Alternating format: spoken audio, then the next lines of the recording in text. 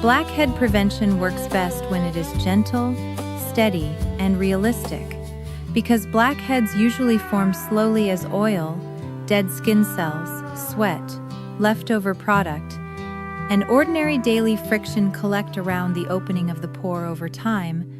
So the smartest goal is not to attack the skin, but to keep it calmer, cleaner, and less congested without creating fresh irritation. A simple routine is often more effective than an exciting one. Cleanse the face in the morning and again at night with a mild cleanser and lukewarm water, because very hot water can strip the skin barrier and leave the face feeling tight, dry, and more reactive. Use your fingertips rather than rough scrubs, abrasive washcloths, or stiff cleansing brushes, because blackhead-prone skin usually responds better to calm handling than to aggressive rubbing. If you sweat after exercise, yard work, housework, hot weather, or a long day under sunscreen and makeup, it helps to rinse or cleanse the skin as soon as practical, because sweat mixed with oil and residue can sit on the surface and add to that heavy, clogged feeling. Avoid squeezing, scraping, pinching, digging, or trying to force blackheads out at home, because that often causes more redness, swelling, irritation, lingering marks, and regret than the original blackheads ever caused. Choose non-comedogenic products whenever possible, including moisturizer, sunscreen, makeup, and hair products, especially if your hair touches your forehead, temples, or cheeks. A lightweight moisturizer can help because skin that becomes too dry often becomes irritated, and irritated skin makes people impatient, and impatient people are exactly the ones most likely to stand too close to a bathroom mirror and start making decisions they would not defend the next morning. If you use over-the-counter acne care, it is usually smarter to begin slowly with one well-chosen active ingredient instead of layering several strong treatments at once. Salicylic acid may help keep pores clearer, and adapalene may help reduce clogged pores over time, but patience matters more than panic. Improvement usually comes from steady use over time, not from one dramatic weekend of treating your face like a chemistry experiment. Remove makeup before bed. Change pillowcases regularly. Clean the things that touch your face often, like phone screens, eyeglass frames, hat bands, and helmet straps. Keep heavier oils and styling products away from acne-prone skin when you can. Try not to rest your face in your hands for long stretches while reading, thinking, worrying, driving, scrolling, or politely listening to a story that should have ended 15 minutes ago. Stress management matters too, not because stress alone causes every blackhead, but because stress often leads to poor sleep, rushed cleansing, more face touching, more picking, skipped routines, and the kind of late-night bathroom behavior that always feels strangely productive until daylight arrives with a very different opinion. Diet does not need to become a courtroom trial, but hydration, regular meals, moderation, and decent sleep support better daily habits overall. If blackheads are stubborn, widespread, mixed with inflamed acne, or simply not improving despite a sensible routine, professional guidance may save time and frustration. Prevention is rarely glamorous. It usually looks like repeating calm habits, reducing friction, choosing products the skin can tolerate, and remembering that steady care beats dramatic interference most of the time, and that exact same principle, the principle that not every little thing needs to be fussed over until it turns into a bigger problem, would have saved Roy Ellison Parker of Cedar Lantern Village in northern Alabama an astonishing amount of social confusion if anyone had explained it to him before his granddaughter gave him a smartphone, and the entire retirement community decided, within 48 hours, that he was somehow the most entertaining man in the county. Roy was 79 years old, retired after 42 years as an office clerk for a farm supply cooperative, and he had the kind of practical face that made people apologize for setting down the scissors in the wrong drawer. He lived with his wife, Judith, in a small brick duplex with a neat front porch, a blue metal glider, and a hall closet where flashlights, spare batteries, extension cords, rain ponchos, and tape all lived in clearly labeled bins, with a level of order that suggested both love and mild threat. Judith was 76, a retired church pianist with soft silver hair, quick eyes, and the deeply developed patience of a woman who had spent over 50 years listening to one man treat missing lids, tilted picture frames, and weak coffee as evidence of a nation in decline. Cedar Lantern Village was one of those active senior communities where everyone claimed to be simplifying life while also maintaining enough clubs, socials, potlucks, craft tables, prayer circles, and themed luncheons to require clipboards and committee names. There was dominoes on Monday, stretch class on Tuesday, Bible study on Wednesday, card club on Thursday, fish fry on Friday, and some kind of special community gathering every other weekend, because older Americans, once retired, do not actually stop organizing themselves. They simply begin doing it with desserts. Roy disliked most community events on principle, not because he disliked people, but because he believed most avoidable trouble came from folding tables, decorative signs, and the phrase, "It'll all work out." Judith, by contrast, loved nearly everything. She loved the neighbors, the coffee urns, the laughter, the small-town feeling, and the way a room full of older people could become a little lighter simply by standing around a slow cooker and discussing whether nutmeg was necessary. Their granddaughter Emily visited one Friday from Birmingham carrying a tote bag, 2 iced coffees, and the kind of cheerful technological confidence that older relatives find both useful and suspicious. She worked in marketing, wore sneakers so white they seemed moral, and believed there was no reason on earth for her grandparents to live without a smartphone. Roy believed there were several. "The phone I have now works," he said, holding up his small flip phone like a veteran showing an honorable scar. "It makes calls. It also makes you look like you're about to report on tornadoes in 2004, Emily said. "This one will help you. Bigger screen, better camera, maps, weather, messages." Roy narrowed his eyes. "Why would I need maps? I know where I am."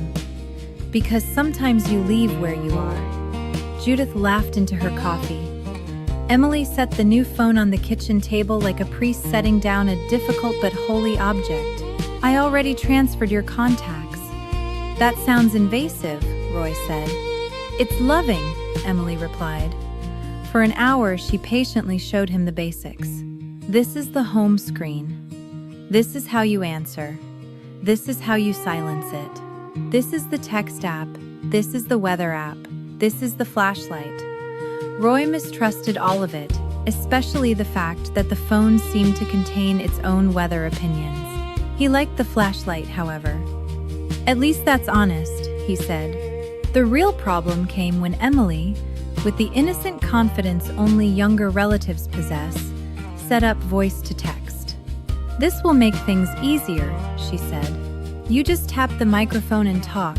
It writes your message for you." Roy gave her the look he reserved for salesmen and miracle mops. "Nothing that writes what I say is safe. It'll learn your voice. I have spent my whole life trying to keep systems from learning me." Judith, who was already enjoying this far too much, said, "Let the child help you." Emily also joined him to the Cedar Lantern Updates group chat, which the residents had recently created after the bulletin board by the mailboxes got water damage, and someone posted the bean supper flyer upside down for 3 days without noticing. The group chat had 46 members and, as far as Roy was concerned, the soul of a crowded airport. By the time Emily left Sunday afternoon, he knew just enough to be dangerous. He could answer a call, open a text, turn on the flashlight, and accidentally start the camera with his thumb. This was already too much power. Monday morning, Roy's first message to the group was supposed to be simple. Judith had asked him to reply to a neighbor about the Wednesday prayer breakfast and say they could bring 4 folding chairs. He tapped the microphone button, cleared his throat, and said, "We can bring 4 folding chairs if needed." The phone, in a decision that would shape the entire week, sent this instead: "We can bring 4 folding choirs if needed." The group chat lit up immediately. Mabel from Building C replied with 3 laughing faces and asked, "Roy, are they soprano or Baptist?" A retired dentist named Glenn wrote, "I'd settle for 1 folding choir if it fits by the coffee station." Judith, reading over his shoulder, laughed so hard she had to hold the counter. Roy stared at the screen in offended silence. "That is not what I said. It's what your phone believes you said," Judith replied. "Then your granddaughter has given me a liar." He tried to correct it. He tapped the microphone again and said carefully, "I meant chairs. 4 chairs." The phone sent, "I meant cheers, for chairs." The group chat went fully sideways. Louise wrote, "We'll accept both." Mabel sent a thumbs up and added, "Praise team confirmed." Roy put the phone down as if it had become unclean. That's enough of that. It was not enough of that. The next day, Judith sent him to Kroger with a short list: eggs, bananas, paper towels, and ice. While standing in the refrigerated aisle, he decided to be helpful and asked the group chat whether anyone else needed bagged ice for the Thursday lemonade social. He tapped the microphone and said, "I'm at Kroger. Does anyone need ice?" The phone sent, "I'm at Kroger. Does anyone need mice?" The response was immediate and powerful. Someone asked if there was a rodent problem near Building F. Another person wrote, "Why in the world would Kroger sell mice?" A man named Harold replied, "Depends what aisle." Judith called him before he even got to the bananas. "What have you done?" "Nothing," Roy said. "My phone has declared war on me in public." When he got home, she was still laughing. He tried to show her the correction he sent, but unfortunately he dictated, "I meant ice, not mice," and the phone sent, "I meant ice, not morals."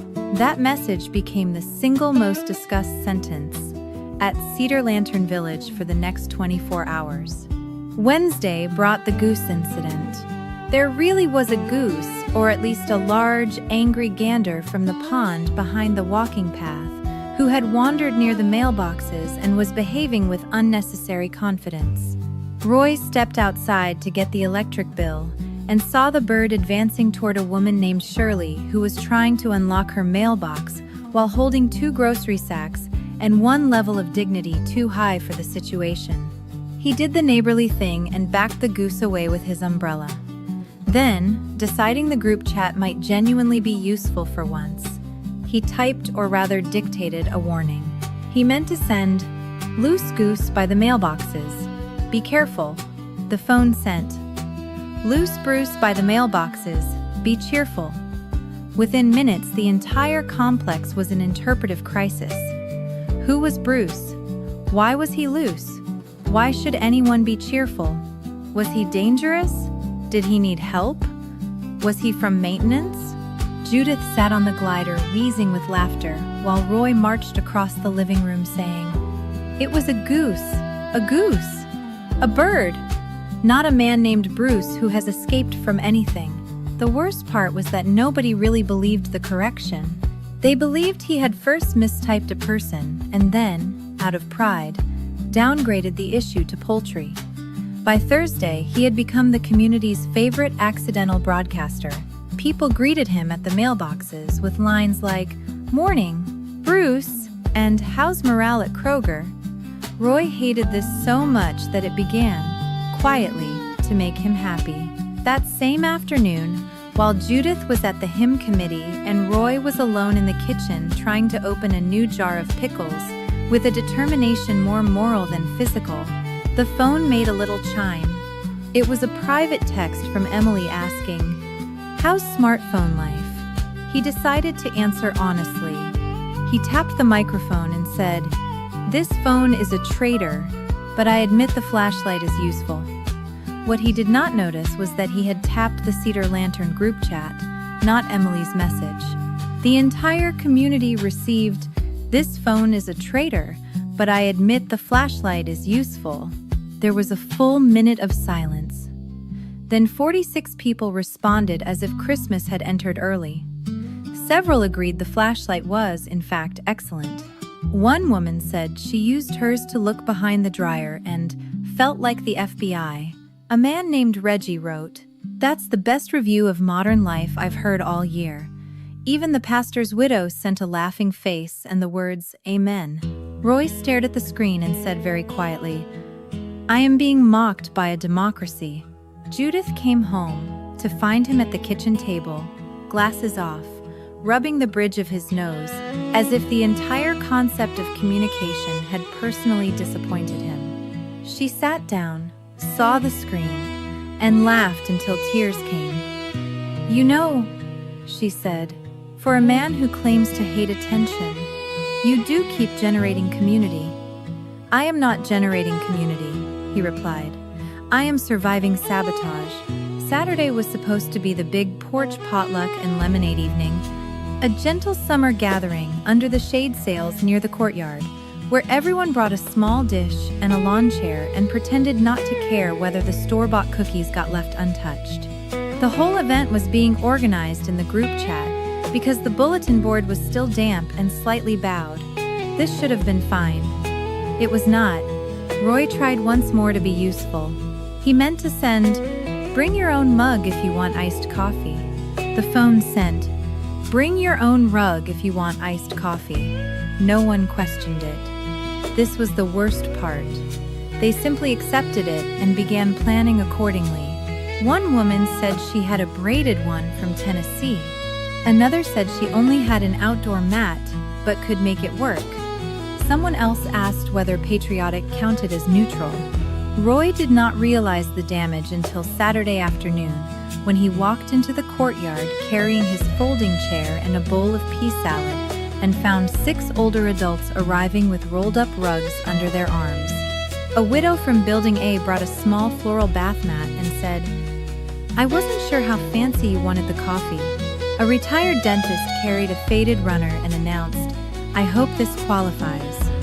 One couple from Building E brought an entire washable kitchen rug with lemons on it. Judith stopped dead beside him and whispered, "What did you do now?" He pulled up the chat, read his own message, and shut one eye in pain. "I invited the floor," he said. The whole courtyard was already too committed to turn back. The rugs got laid down under chairs. People complimented patterns. Someone said the whole thing looked surprisingly European. Roy had no chance of recovering authority. Then came his final and greatest mistake. He wanted to remind everyone that the lemonade was on the side table and that children should not pump the dispenser without an adult. He tapped the microphone feature and dictated very carefully, "Lemonade on the side table. Children, please wait for help." The phone sent to the group, "Lemonade on the side table. Children, please wait for help." That message arrived just as people were walking from their apartments to the courtyard. The responses were immediate and catastrophic. Did he mean kelp as a joke? Was there seaweed in the lemonade? Was this a health drink? Did anyone need to bring salad tongs? By the time Roy saw it, the event had already moved beyond prevention and into folklore. When a woman named Dottie arrived carrying a little glass jar of dried seaweed she had left over from her daughter's Christmas gift basket, just in case it was for garnish, Judith had to sit down on a folding chair because she could no longer trust her own legs. Roy stood in the center of the courtyard surrounded by rugs, lemonade, pea salad, deviled eggs, potato chips, a confused jar of kelp, and 46 older adults who were now looking at him with open delight. "I did not mean kelp," he said. "At no point in my life have I meant kelp. This only made it worse." Reggie from Building D clapped him on the shoulder and said, "Roy, at this point meaning has left the building." The laughter rolled through the whole courtyard. Even Roy had to give up and laugh, because what else was left? Once he did, the whole evening softened. People stopped trying to interpret and simply enjoyed. The rugs stayed, the iced coffee was poured. The lemonade remained kelp-free. Children ran between chairs. Someone's grandson played old songs quietly from a speaker.